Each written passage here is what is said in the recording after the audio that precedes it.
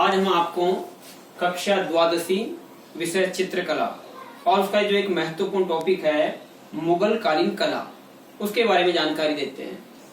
तो देखिए, जैसे जैसे समय परिवर्तन होता गया वैसे वैसे कला में भी परिवर्तन होता गया। जैसे हम बात कर सकते हैं, जैसे गुफाओं में जो चित्र प्राप्त हुए थे और गुफाओं में चित्र प्राप्त होने के बाद में जो बड़े आकार के जो चित्र बनाए जाते हैं गुफाओं में, उसके बाद छोटे आकार के जो पाल शैली में चित्र बने और अपभ्रंश शैली में भी चित्र बनाए गए। उसके बाद जो लघु चित्रण की जो परंपरा रही है वह मुगल काल में महत्वपूर्ण रही है। तो मुगलों के शासन काल में जो कला शैली पनपी है उस कला शैली को हम मुगल कालीन कला के नाम से जान सकते हैं।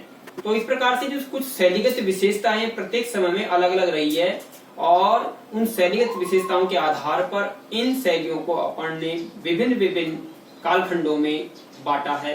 तो इसी क्रम में आज अपन पढ़ रहे हैं मुगल कालीन कला। तो मुगल कालीन कला को पढ़ने से पहले हम उस समय के शासकों के बारे में जानकारी प्राप्त कर सकते हैं और उस समय के जो शासकों ने किन विषयों को चित्रित करवाया, किन उन शासकों के शासन काल में कौन कौन से प्रमुख चित्रकार थे और मुगल शैली में कौन कौन से प्रमुख चित्र बनाए गए। तो बात कर सकते हैं कि मुगल काल और मुगल काल की स्थापना, जैसे कि आपको जानकारी होगी कि 1526 में जो पानीपत का प्रथम युद्ध हुआ, पानीपत के प्रथम युद्ध में बाबर ने इब्राहिम लोदी को हराया।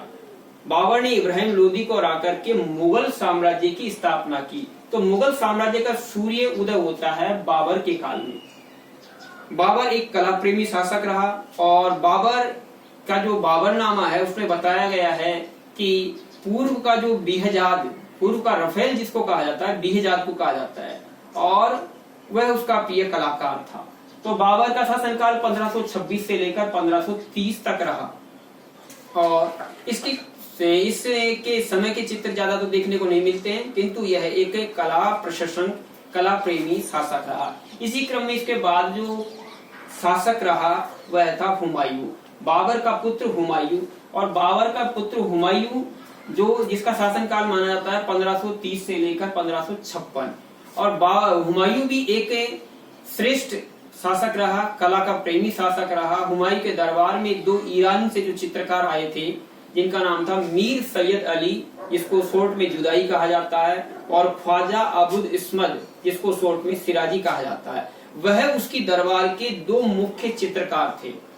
और इस प्रकार से हुमायूं के शासन काल में मूल रूप से मुगल शैली पर ईरानी शैली का प्रभाव पड़ा, क्योंकि ईरान से दो चित्रकार उसके दरबार में आए थे। तो इस प्रकार से हम बात कर सकते हैं कि हुमायूं ने 2 बार भारत पर शासन किया था और हुमायूं भी एक कला प्रेमी शासक रहा, कलाकारों को संरक्षण देता, कलाकारों को उचित मान सम्मान और सभी दृष्टि से वह सम्मानित करता था। इसी क्रम में महत्वपूर्ण रूप से इसके बाद में हुमायूं के बाद में जो मुगल कालीन शासक रहा वह था अकबर। और अकबर का शासनकाल माना जाता है 1556 से लेकर 1605 ईस्वी में। तो जो हुमायूं के दरबार के 2 चित्रकार थे सिराजी और जुदाई, ख्वाजा अबुल इस्मत सिराजी और मीर सैयद अली जुदाई, इन दोनों चित्रकारों से बालक अकबर ने कला का ज्ञान प्राप्त किया था। अकबर बचपन से ही कला के प्रति आकर्षित था। अकबर स्वयं कला जो चित्रशालाएं होती थी वहां पर बैठता और कलाकारों के मध्य में बैठ कर के वह स्वयं कला सीखता था और यहाँ तक कि आगे जाकर श्रेष्ठ कलाकारों को उसने खूब सम्मानित किया, उनको संरक्षण दिया, उनको मान सम्मान दिया। तो हम बात कर सकते हैं अकबर एक बहुत ही श्रेष्ठ जो कला हेतु था और कलाकारों को मान सम्मान दिया करता था। और अकबर के काल में मूल रूप से दरबारी चित्र ज्यादा बनाए गए हैं। अकबर के काल में मूल रूप से सभी चित्रों का अंकन ज्यादा हुआ है। तो सभी चित्र से अपन बात कर सकते हैं, सभी का मतलब होता है व्यक्ति चित्र। तो व्यक्ति चित्र और दरबारी चित्र अकबर के काल में बनाए गए थे। तो अकबर के काल के 2 मुख्य चित्रकार मीर सैयद अली जुदाई और ख्वाजा अबुल इस्मत सिराजी। साथ ही साथ अकबर के शासन काल में हिंदू चित्रकार भी निवास करते थे, जैसे दसवंत और बसावन 2 श्रेष्ठ हिंदू चित्रकार हुआ करते थे। तो बोर्ड की परीक्षा में आपके प्रश्न आ सकता है कि अकबर के समय के 2 हिंदू चित्रकारों के नाम। उत्तर हमारा होगा दसवंत और बसावन। इस प्रकार से अकबर कला का श्रेष्ठ कला प्रेमी शासक रहा। इसके बाद अकबर के बाद में जो मुगल काल की गद्दी जिसने संभाली वह था मुगल कालीन शासक जहांगीर। और जहांगीर का शासन हम मान सकते हैं 1605 से लेकर के 1627 का काल जहांगीर का रहा। और जहांगीर एक कला प्रेमी शासक रहा, किंतु उसका ध्यान प्रकृति से संबंधित था, प्रकृति प्रेमी शासक रहा। और उसने मरने से पूर्व भी कहा था कि मेरा मकबरा जो बनाया जाए खुले में बनवाया जाए। और इस प्रकार से हम बात कर सकते हैं कि जहांगीर के काल में मुख्य रूप से प्रकृति का चित्रण और यहाँ तक कि पशु पक्षियों का चित्रण सर्वाधिक हुआ है। मुगल कालीन जो जहांगीर और जहांगीर के दरबार का प्रमुख कलाकार था अबुल हसन और अकारीजा, ये दो प्रमुख कलाकार थे। साथ ही साथ श्रेष्ठ जो पक्षी चित्रकार थे इसके दरबार में उस्ताद मंसूर और मिस्किन, ये दोनों ही श्रेष्ठ चित्रकार थे। तो उस्ताद मंसूर के द्वारा बनाया गया बाज और टर्की का चित्र जो आज है मुगल कालीन कला का विश्व प्रसिद्ध चित्र है। तो जहांगीर के काल में प्रकृति से संबंधित पशु पक्षी से संबंधित चित्रों का अंकन ज्यादा हुआ है। तो हम बात कर सकते हैं अकबर के काल में यूरोपियन और राजपूत शैली का प्रभाव पड़ा मुगल शैली पर।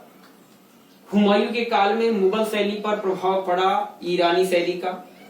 और जहांगीर के काल में मुगल शैली पर यूरोपियन शैली का प्रभाव पड़ना प्रारंभ हो गया था और प्रकृति चित्र ज्यादा बनाए गए थे। इसके बाद में आता शाहजहां का शासनकाल भारतीय इतिहास की दृष्टि से 1627 से लेकर 1657 ईस्वी का माना जाता है। तो शाहजहां जो स्वयं कला प्रेमी शासक रहा, किंतु कला प्रेमी शासक होने के कारण यह वास्तुकला से प्रेम करता था। वास्तुकला का मतलब है भवन निर्माण कला। और इसका हम विश्व प्रसिद्ध उदाहरण दे सकते हैं ताजमहल। जो ताजमहल बनाया गया वह शाहजहां के द्वारा ही शाहजहां के शासनकाल में ही बनाया गया था। तो शाहजहां के दरबार में वास्तुकला का अंकन हुआ है। यहाँ पर चित्रकला थोड़ा सा पतन की ओर जाती है क्योंकि चित्रकला का ध्यान शाहजहां की तरफ नहीं था और वास्तुकला की तरफ था।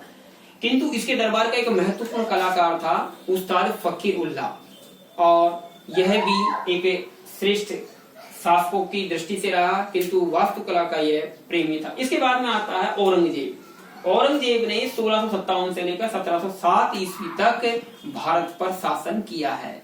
और इसके काल में मुगल शैली का पतन हो गया था क्योंकि यह धार्मिक कट्टर था और धार्मिक कट्टर होने के कारण यह चित्रकला से पूर्ण नफरत करता था। तो इस प्रकार हमसे कह सकते हैं कि जो मुगल कालीन कला का बीज बाबर ने बोया और वही बीज जो पल्लवित हुआ फला फूला वह अकबर और जहांगीर के काल में, और जो मुगल कालीन कला का जो वृक्ष है वह जो पतन की ओर चला गया, टूट गया, वह औरंगजेब के काल में। तो हम बात कर सकते हैं कि मुगल कालीन शैली का जो शुभारंभ हुआ बाबर के काल में। मुगल कालीन कला का जो सबसे अधिक जो चरमोत्कर्ष रहा वह अकबर और जहांगीर के काल में, और मुगल कालीन का पतन जो है मुगल कालीन शैली का पतन हो गया औरंगजेब के काल में। औरंगजेब के काल में मुगल शैली का पतन होने का कारण धार्मिक कट्टर था और यह चित्रकारों से नफरत करता था, कलाकारों से घृणा करता था। इस प्रकार से मुगल कालीन जो सूर्य उदय हुआ बाबर के काल में, सर्वाधिक प्रकाशित हुआ अकबर और जहांगीर के काल में, और जो अस्त हो गया मुगल कालीन कला का सूर्य वह औरंगजेब के काल में। तो इस प्रकार से हमने महत्वपूर्ण मुगल कालीन कला के बारे में अध्ययन अपन कर रहे हैं। इसके बारे में इसके जो महत्वपूर्ण चित्र हैं वह है कबीर और रैदास, साथ ही साथ सलीम का जन्म और दारा सिकों की बारात जो चित्र बनाया गया है वो हाजी मदानी के द्वारा बनाया गया। सलीम का जन्म जो बनाया गया है वो केसू के द्वारा बनाया गया है, और जो कबीर और रैदास चित्र है वह उस्ताद फकीर उल्लाह खां के द्वारा बनाया गया महत्वपूर्ण चित्र है। इस प्रकार से यह आज हमने पढ़ी है मुगल शैली, और चित्रकला के स्टूडेंटों के लिए यह